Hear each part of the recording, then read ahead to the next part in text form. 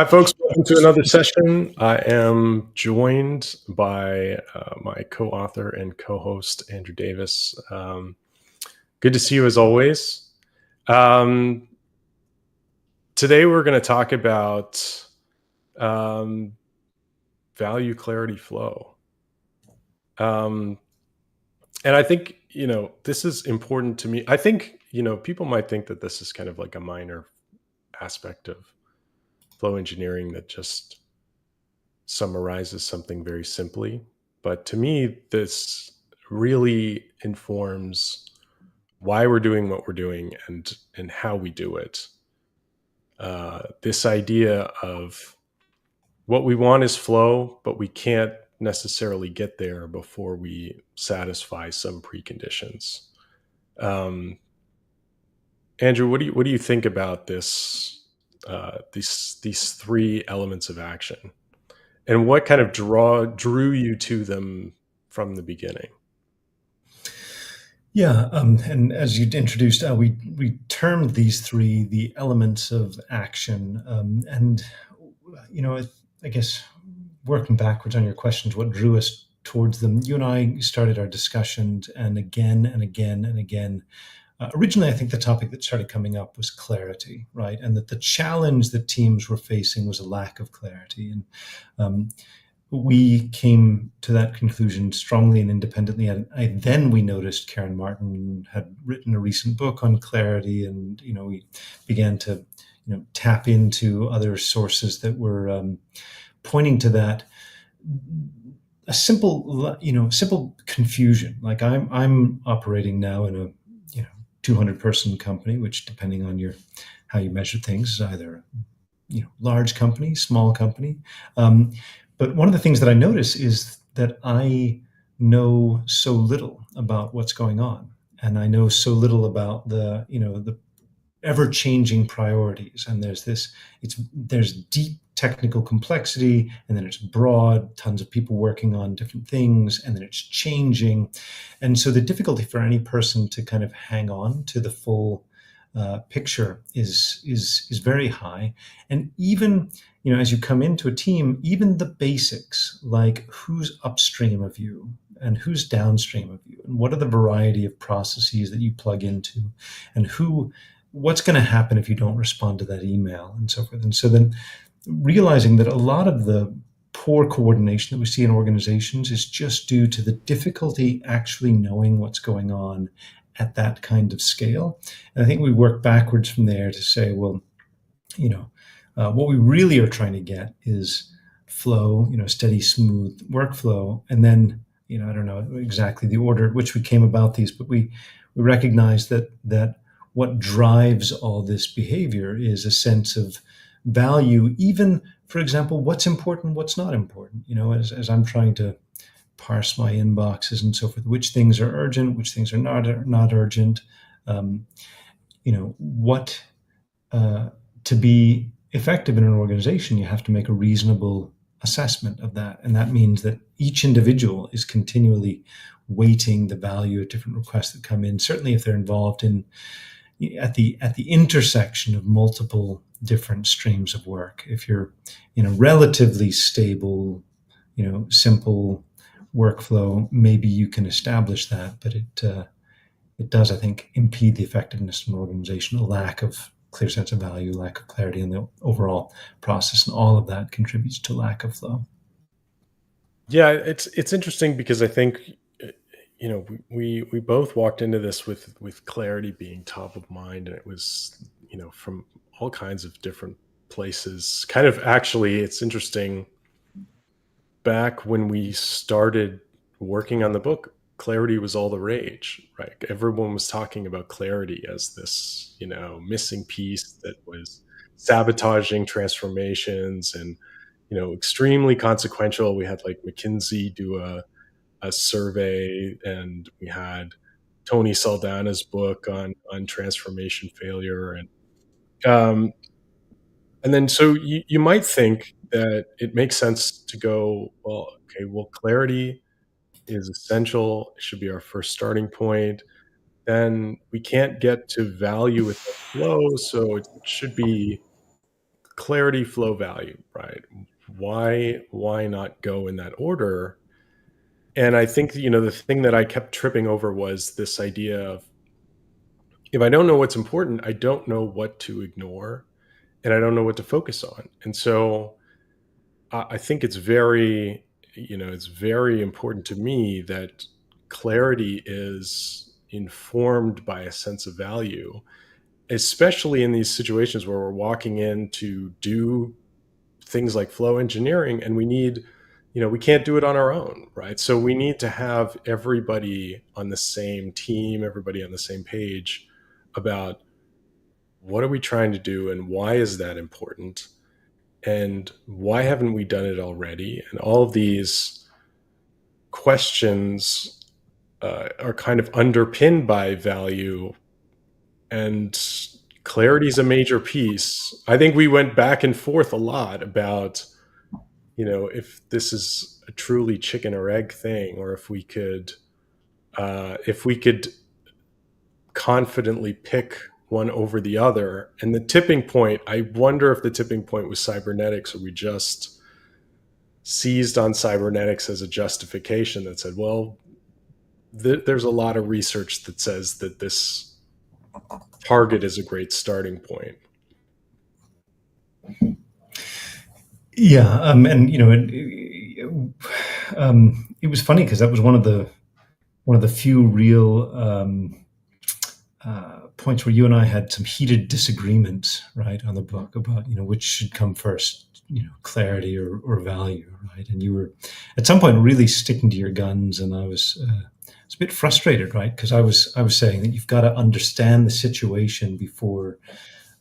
You have to have a picture of the scenario, right? You have to know what you're looking at. Mhm. You can wait, this is important, this is not important, and so forth. So I was advocating for clarity first. I mean, to quote Karen Martin's book, Mhm. but you were advocating for maybe you want to express the cybernetic point of view, why you were thinking about value first. I think I really seized on cybernetics as, admittedly a justification for what I strongly believed, as people often do. I don't know how susceptible you are to this, Andrew, but I can speak for humanity in saying that we often reverse engineer our justification. Confirm your conclusions. Exactly. But I kept thinking about this scenario. One of the things that we seized on very early was this idea of navigation, right? Prior to almost anything was this idea of, how do you navigate? How do you decide where to go and what to focus on? And we had all these analogies. We had the compass, we have maps, we have the act of navigation, and we have this idea of a destination. And thinking about that and kind of working inside of that paradigm, thinking about, let's say we're Christopher Columbus, or we're somebody who's venturing out into the wilds. You don't know where you're going to end up. You don't have a target, but you always have this intrinsic sense of value, right? Like, I was very attached to this idea of, at the very core of everything we do, we have these intrinsic motivations. We have, the desire for significance, for value creation, for contribution, for recognition, for living up to our parents, or becoming a contributor in society. We have all these things that are kind of like, they just build up from birth.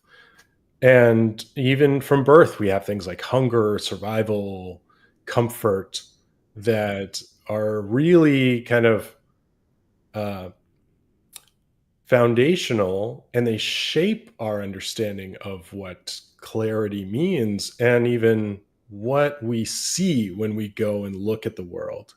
And that was very powerful to me. The fact that, and we apply this to an enterprise context. Everybody has all these motivations and incentives, and some of them are very transparent and visible, and other ones are very hidden and secretive. We have people who may seem like they're all just out for themselves, or other people who are very much in service of the mission and the vision of the company and the values of the company. But all of that is kind of shaping what we pay attention to, which shapes our sense of clarity. And, if we think about this idea of working backwards from, well, I already know what I want, um, and I'm just trying to, figure out how to justify it and get there, that's also shaping our sense of clarity, right? We're just looking to check boxes that says, well, I've done my homework and I can show that I've done my homework. And all of that, paints a very complicated picture, but I think it acts in service of the enterprise landscape, right? Where all of these things are at play, and not just within ourselves, but within all the individuals that we have to win over, collaborate with, avoid stepping on toes. There's a lot involved there. So, I still feel very passionately about this, and uh, I wonder. I often don't think about, are there 4 items? Should it be 2? Like, I don't know if that's come to mind for you after writing the book. Well, we didn't have some of that stuff that you just said are not things that I'd heard you share before, and it does resonate. I think that there is this underlying drive. It's a hunger, whether it's hunger for food or hunger for money or hunger for status or whatever else, and this, in a sense, that's pain avoidance, wanting to avoid Mm, the pain. This argument that humans theoretically, it made a big impression on me.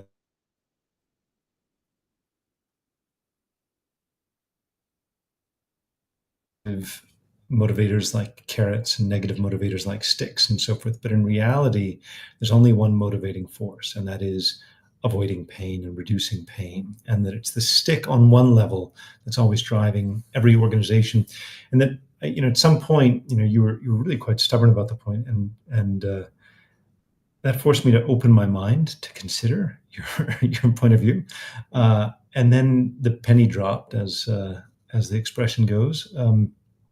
And I realized that, yeah, what we pay attention to, how we define things, uh, is driven by value. And so all of our clarity, like what information you're seeking out, how do you define the world, sorry, um, is driven by that motivation. And I began to recognize a whole lot of other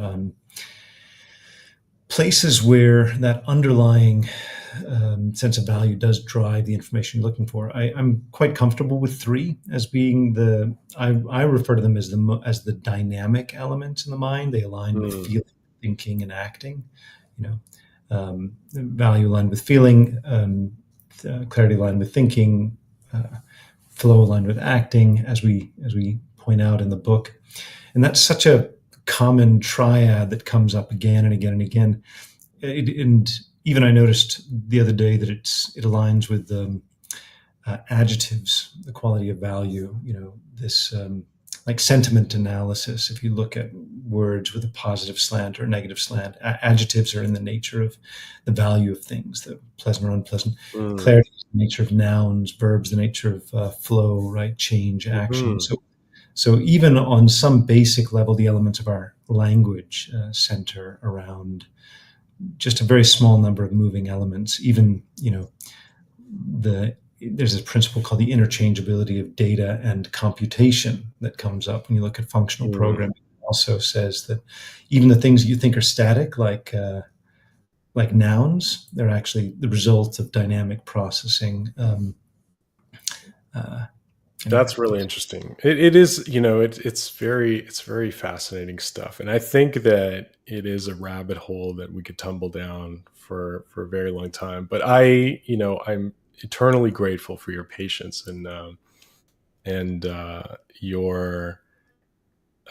your patience with my inability to sell these ideas effectively. I feel like I'm still trying to explain why I was so attached to these ideas. But it was wonderful working through it, and mm, I feel like that was a tempering exercise, right? It was very much, and it might be some of our strongest thinking in the book as a result, because we really did go through this and throw it back and forth and think about, well, what about this scenario and what about that scenario, and how does this factor in, and it is very difficult to tease apart the chicken and egg. That I think it might be closer to reality, but I think much less useful and actionable, right? I mean, at some point you have to choose a chicken or an egg, and so I think that I think it's very helpful to have that distinction.